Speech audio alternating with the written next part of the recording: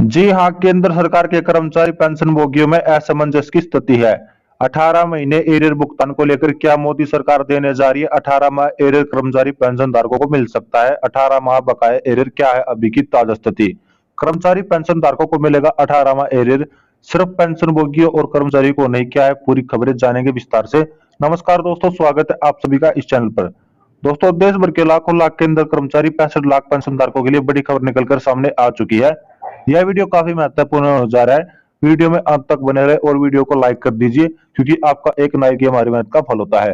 साथ ही चैनल पर अगर पहली बार विजिट किया तो नीचे ब्लैक कलर के बटन को दबाकर चैनल को सब्सक्राइब अवश्य कर ले, क्योंकि ये चैनल आपको सरकारी कर्मचारी के रिगार्डिंग सभी खबरें सटीक व तथ्यों पर आधारित विश्वसनीय सूत्रों के हवाले से प्रोवाइड करवाता है। तो चलिए दोस्तों, बिना देरी किए जान लेते हैं सभी खबरों को विस्तार से। खबरों का सिलसिला शुरू कर देते हैं। केंद्र कर्मचारी पेंशनधारकों के लिए जानेंगे 18वें एरियर को लेकर ताजा स्थिति क्या है।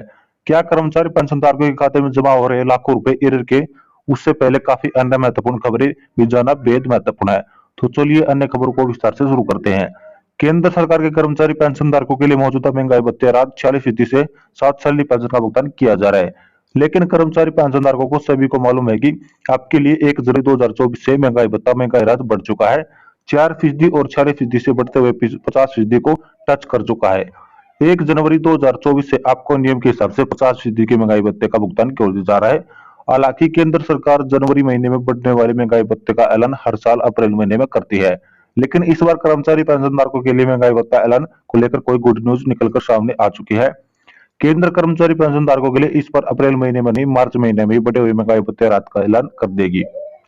दरअसल लोकसभा चुनाव के चलते आचार संहिता कभी भी लागू हो सकती है, अप्रैल की शुरुआत में या फिर मार्च के अंत में। ऐसे में बताया जा रहा है कि केंद्र सरकार कर्मचारी पेंशनधारकों के लिए एक बार आचार संहिता लग जाती है तो उसके बाद बढ़े हुए महंगाई भत्ते रात को लेकर ऐलान नहीं कर पाएगी। ऐसे में दोस्तों, केंद्र सरकार इस बार मार्च महीने की शुरुआत में ही आपको बढ़े हुए महंगाई भत्ते और महंगाई राहत 50% का ऐलान करके देगी। इसके चलते कर्मचारी पेंशनधारकों के लिए गुड न्यूज है कि मार्च महीने की सैलरी पेंशन आपके लिए महंगाई भत्ते राहत 50% के साथ ही जमा करके दी जाएगी, जिससे कर्मचारी पेंशनधारकों को जनवरी फरवरी और बढ़े हुए महंगाई भत्ते राहत का ऐलान भुगतान भी करके दिया जाएगा।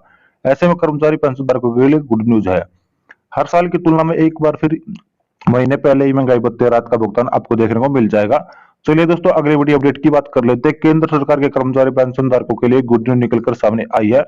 अब सरकार के कर्मचारी पेंशनधारकों के लिए केंद्र सरकार फिटमेंट फैक्टर को भी अपनी जारी करेगी। सरकारी सूत्र नाम न लेने की दशा में बताते कि केंद्र सरकार फिटमेंट फैक्टर को लेकर विचार विमर्श कर रही है। केंद्र सरकार के कर्मचारी पेंशनधारकों को मालूम है कि 8वें वेतन आयोग को लेकर केंद्र सरकार संसद से मना कर चुके हैं। उसके बाद 7वें वेतन आयोग के दौरान ही सैलरी पेंशन को रिवाइज करेंगे। ऐसे में 50% महंगाई भत्ता हो चुका है। इसके चलते काफी बदलाव देखने को मिल सकते हैं। सरकारी सूत्र बताते हैं कि नाम न लेने की दिशा में केंद्र सरकार 7वें वेतन आयोग के दौरान फिटमेंट फैक्टर को 2.5 से बढ़ाकर 3 गुना या 3.6 कर सकती है। यदि केंद्र सरकार फिटमेंट फैक्टर को 2.5 से बढ़ाकर 3 गुना कर देती तो इसके चलते कर्मचारी का न्यूनतम वेतन बेसिक पे पे बढ़ जाएगा, तो 2,000 रुपए प्रति महीना पहुंच जाएगा। मासिक बेसिस में 3,000 रुपए की बढ़ोतरी देखने को मिलेगी। केंद्र कर्मचारी को वेतन में देखने को मिलेगा अलग अलग ग्रेड पे के कर्मचारी को लिए भुगतान राशि बढ़ोतरी राशि अलग अलग हो सकती है।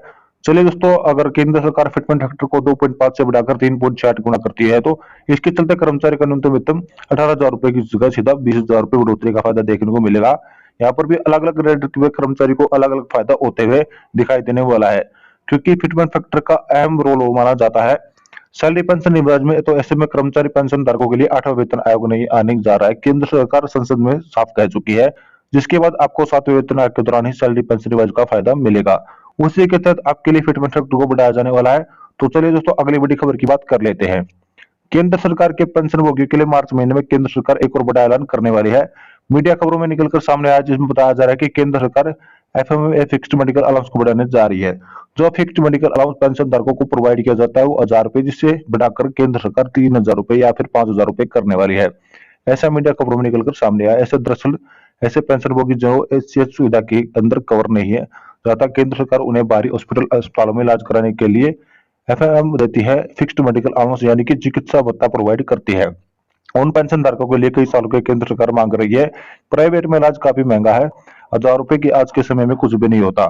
केंद्र सरकार ने बताया कि इस मामले में गंभीरता से लिया है और केंद्र सरकार चिकित्सा भत्ते को बढ़ाने का प्रयास में और जल्द आपको इसको लेकर एक ऐलान करने वाली है। केंद्र सरकार के इस ऐलान के बाद सभी पेंशन धारकों को नहीं, केवल उन्हीं पेंशन धारकों को फायदा पहुंचेगा जो चिकित्सा भत्ता लेते हैं। चलिए दोस्तों, अगली बड़ी अपडेट की बात कर लेते हैं। अगली बड़ी अपडेट आपके लिए खुशखबरी आ रही है। दरअसल में एडिशनल पेंशन को लेकर बड़ा अपडेट निकलकर सामने आ चुका है। केंद्र सरकार की ओर से एडिशनल पेंशन को लेकर आपको बड़ा फायदा दिया जा सकता है।